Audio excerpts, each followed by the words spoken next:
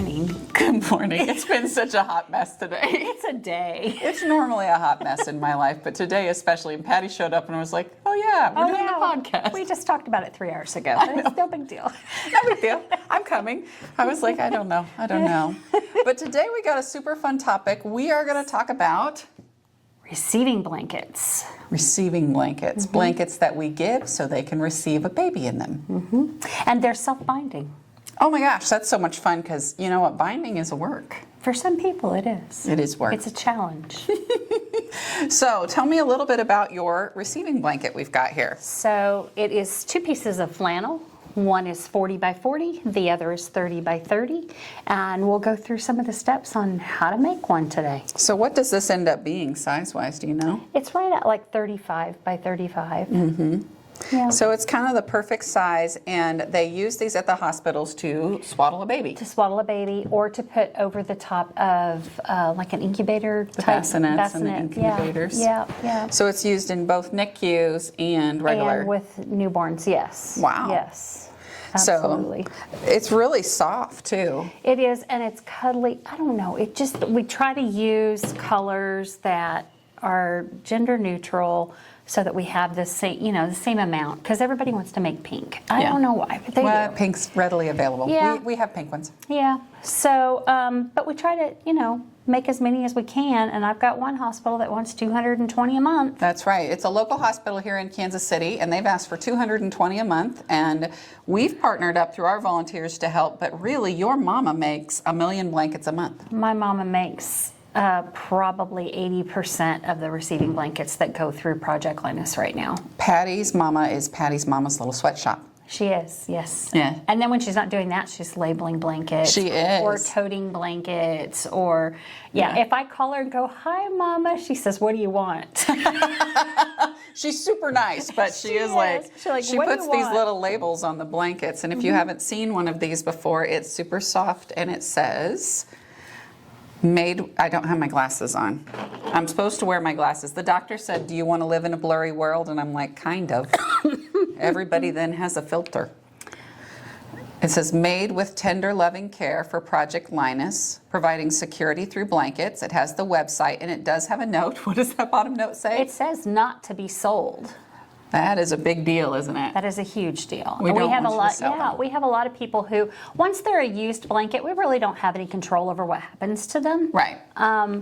But a lot of times the used blankets will show up on eBay or something like that. Yeah. Poshmark. And what happens is then all of my volunteers call, oh my gosh, somebody's selling our blankets. Well, they're used and we don't have any control over that. So we make sure our blankets are new. Brand new. And they go to the hospitals, the shelters, any child that's in need. And then after that, we really kind of lose control of it. But that's okay. Absolutely. And I think that it's really important that our volunteers know that every blanket gets a home with a kid. Absolutely. Every blanket gets a home with a kid. Every blanket gets a home. And we love that you guys give us blankets. And sometimes I'll tell people, you don't know the circumstances as to why the parent gave that blanket away. Mm-hmm. It could be that the child passed, or exactly. It could be any number of reasons. The child grew up and didn't want the blanket, that sort of thing. Mm-hmm. Well, we've been around for almost 30 years. That's a long time. There's some 30-year-old people out there that had blankets. I'm 30 years old. She wishes. I haven't been 30 years old for a long time, but not as long as me. I could be 30 years old. Maybe in her mind. So these receiving blankets, normally you want some kind of patterned material on the interior. Uh-huh. And we do like a solid or some kind of print on the exterior that's non-distracting. I mean, that makes it look nice. Right, something that reads a solid. Reads a solid. Yeah, reads a solid. That's a fancy quilting term that I learned. Yeah. Once I owned a quilt shop, someone said, well, it reads solid. And they did this hand motion. So I was like, is that like a Jedi mind trick that this is solid? Solid. It just looks solid. It just looks solid. So and then we're going to show them some that don't have solid backs at all. Solids. Mom picks. And Mom has some vision issues, but she picks what she likes. So I have some vision issues too. She's making the blankets. I don't care. I'm not going to say anything. So No. we're going to let her make what she wants to make. So Well, these are great. Let's talk about step one, Miss Patty. We're going to lay this behind us. And the other thing I want to mention on that is we can use cotton print on the front. We talked about that. I did one. I did an experiment because somebody said, well, they won't wash the same, but they do. Yeah. So I put a cotton print on the front and a flannel on the back. I don't like them as much. It's not as cozy on the front. But if flannel becomes hard to get, we can do it. As a last resort, we can do that. We did wash it and it washed out just fine. Yes. Not my preference. Mine either, but it will work. It is an option. It's kind of like we're learning how we can make adjustments for things that we may have had more readily available and now we don't. Right. Because large box stores have gone away or they're not selling fabric anymore. Like some large box stores are not selling fabric anymore. But then if we can work with local quilt shops, it's always great because we look for cheap flannel. I say cheap, I mean like inexpensive or on sale. On sale. End of bolt. That's not the word I'm looking for, but end of like a series of fabric. Yeah, it's a closeout. Closeout sale. So we bought 12 bolts of closeout fabric of flannel so that we could make our less expensive kits. Right. So when we use a newer flannel, something that is super high end, we can't make them in the price point that we make them when we give them to Project Linus. Absolutely. So we found some and we just got 12 bolts in. So I really encourage my quilt shop owners that are out there, look for those closeout opportunities. Yeah, it's a win-win. It helps the quilt shop and it helps the local Project Linus. Yeah, so let's talk about putting one of these together. So what do we do first? Well, the first thing you have to do is you have to mark the centers of each and every piece of flannel.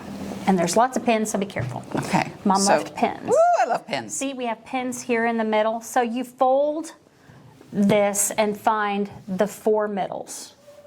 It's a 40 by 40, so you're going to have, see, that deer in the headlights, look. You're going to find the middle here, and you're going to find the middles here. So you're going to have middles on all 4 sides, and you're going to put a pin. Got it? 4 on all 4 sides of the square, rectangle. Square? It's a square. 40 by 40 is a square. Wow. 4 equal. I had a teacher. It's been a day. Let me just tell you. When I was in junior high or high school, I had a teacher named Mrs. Chatlos. And Mrs. Chatlos was a fantastic geometry teacher. But I still struggled in the class. And she kept telling me I could do it. And I kept telling her, I was like, Mrs. Chatlos, this is not my calling.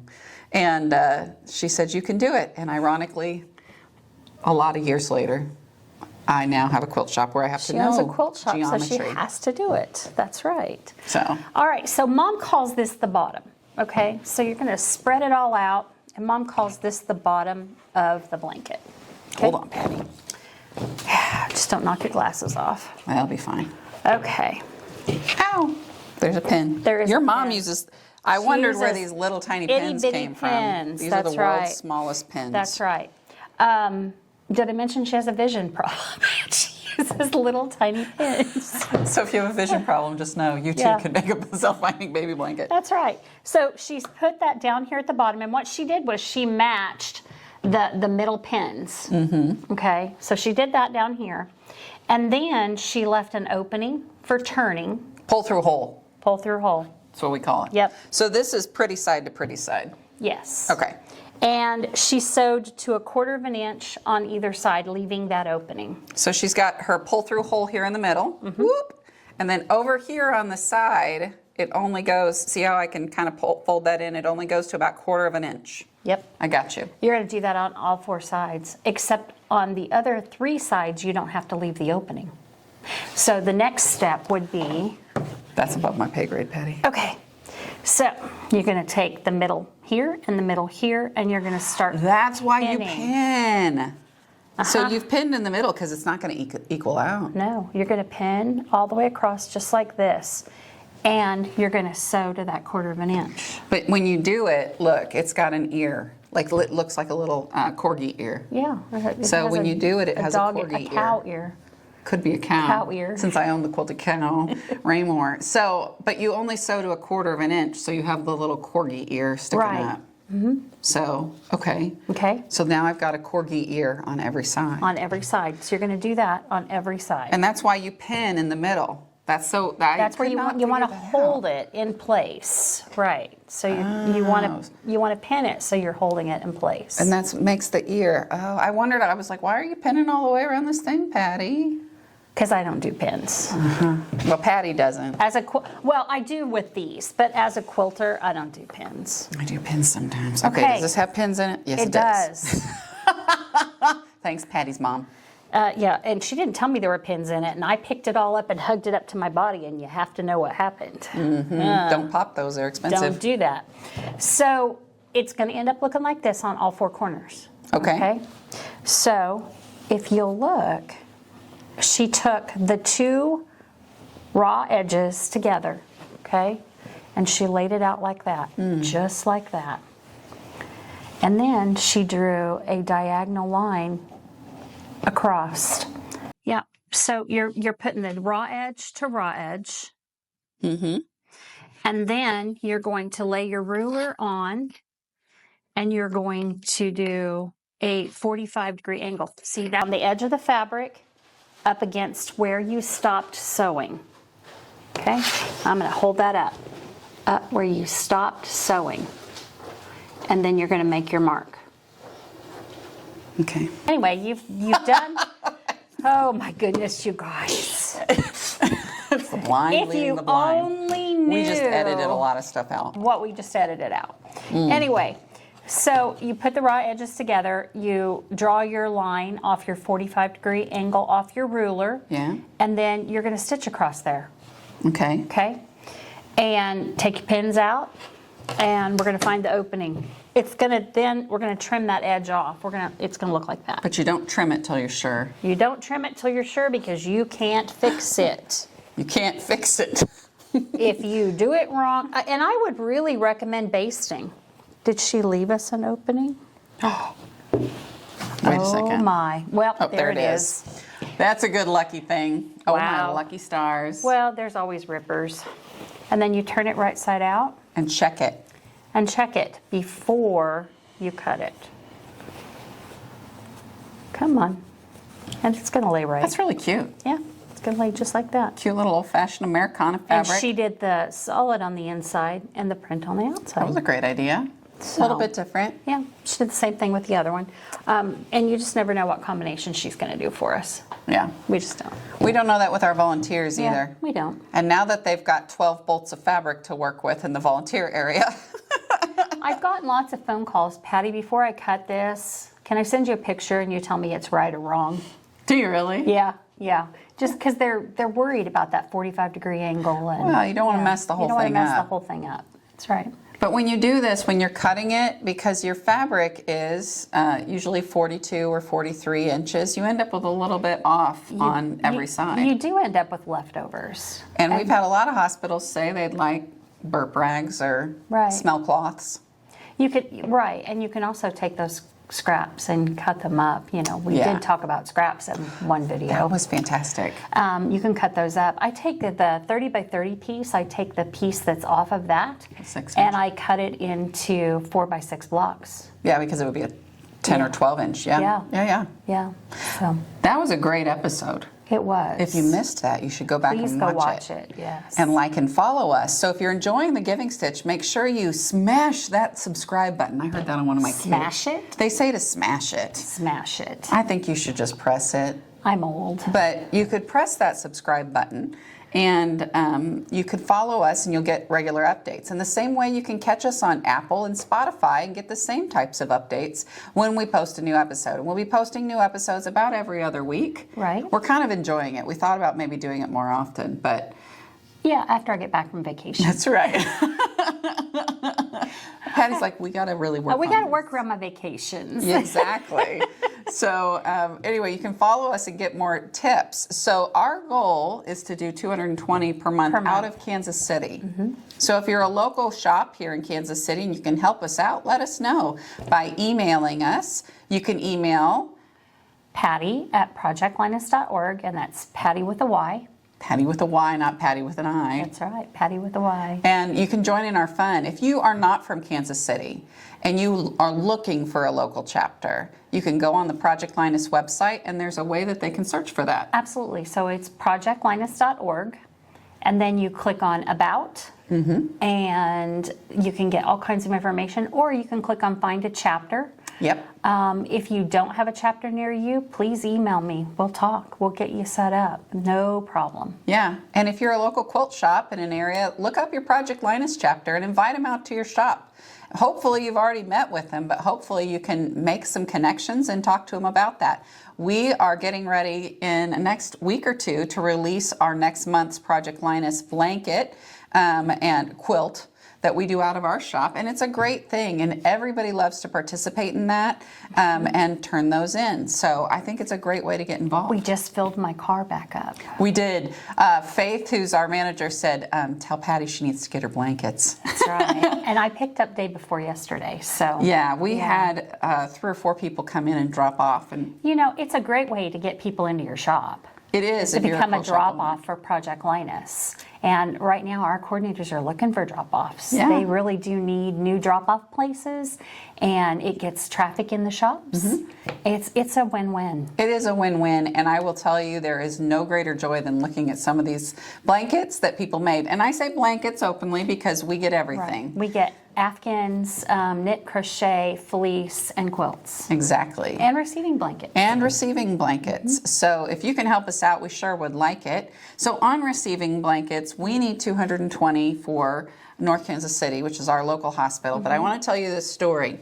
Lois, who is one of our volunteers, Lois popped in the shop the other day, and Lois was telling me how her granddaughter, who works with a local charity with unwed mothers who are usually a little bit financially challenged, and those mothers, what happened was her daughter found out, or granddaughter found out, that the unwed mothers were getting Project Linus blankets. How awesome is that? And Lois was able to say, I probably made some of those. Probably did. Not Yeah, something. Yeah. So, And we get, you know, if you go and look at Facebook, Project Linus, right now, I posted a picture of a blanket with a label, and hundreds of people have commented about how they got a blanket and what it meant, and yeah. You know, those are the great stories that make us feel good about doing good. And I'll just tell you, one of the reasons why we got involved is because Project Linus does 2 things. Number 1, it helps kids, and we love to help kids. But number 2, it really does help our community. So most of our shoppers are retired. Right. We do have some that aren't retired, but most of our shoppers are retired, and they're looking for something to do. And this is a great way to use your time. Yeah. You know, if you're bored in your home, if you're lonely, if you're just looking for a way to connect, this is a great way to connect. It's a great way to give back to your community. Amazing It really way. is. And it makes you feel so good to know that you helped somebody. It does. Yep. And I made a good friend. There you go. Me too. Even if she does call me the wrong name. I did. I might have called her Potty on the story this morning. She might have. I called her Potty. It was an accident. I was kind and just said Courtney. She even spelled my name right, which was kind of fun. I did. So Potty and I are going to go hang out later this weekend. We are. We're going to go eat some Mexican food this weekend. That is right. So we're getting together for our Easter celebration That's here in a few right. days Yeah. with all our friends and families. Yep. So, That's what we've got today. okay. Well, thanks for watching this episode of The Giving Stitch. I'm Courtney. And I'm Patty. And we can't wait to see you until next time. Thanks for listening to The Giving Stitch. We're sure glad you could join us. Stay tuned for next time. Like and follow for more. You can catch us on YouTube, Apple, Spotify, and anywhere podcasts are provided. Thanks.